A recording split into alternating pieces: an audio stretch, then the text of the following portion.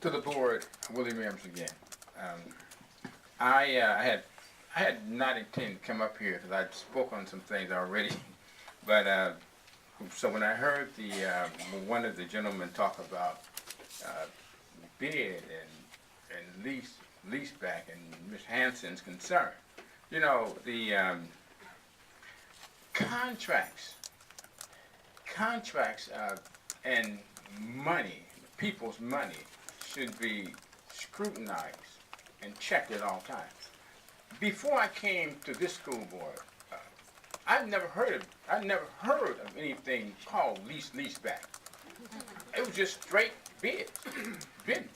It's the bid process. So I would suggest that you as a board review that whole lease back concept. Because when I hear someone say that contract was just voided, and now you're giving somebody else some more money, and he talked about the people's money. It is the people's money, and the people has a right to make sure that it is your job, your fiduciary responsibility to ensure that the people's money is not abused in any kind of way. So that's my suggestion to you. And since I'm up here, I might as well say, give you some history. Well, I got a minute or two.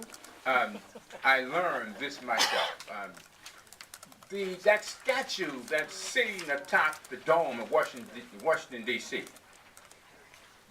The original person the creator of that statue, he created a wax version of it, and it was created in Europe and it was shipped here, but it was cast in bronze. The foreman who was overseeing the casting, he wanted more money. The owner said, "I'm not going to give you anything."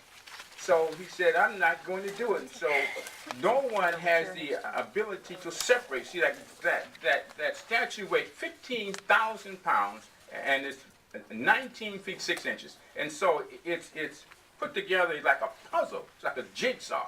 And so the foreman did not know. He thought that he was the only one who understood how to separate it so that they can put it up on top of that dome. But there was a slave by the name of Philip Reed. He was a master craftsman from West Africa, from the Yoruba people, and it was not operating from his memory. From that tribe, they worked metals. They've been working metals for thousands of years, so he knew what he was doing. But he was the one who figured out how to separate that statue into 5 different pieces, and so that it can be hauled up on top of that dome. He was a slave, but the problem that I have is that he was being paid more money than anybody else. Everybody who worked with him was being paid $1, but he was being paid $1.25. Now that should tell you something. Why? Because that man was not just no ordinary slave. He was someone who had some knowledge about how to separate pieces. So I didn't want to share that with you. Thank you. Thank you. And I think that's the end of public comments. So the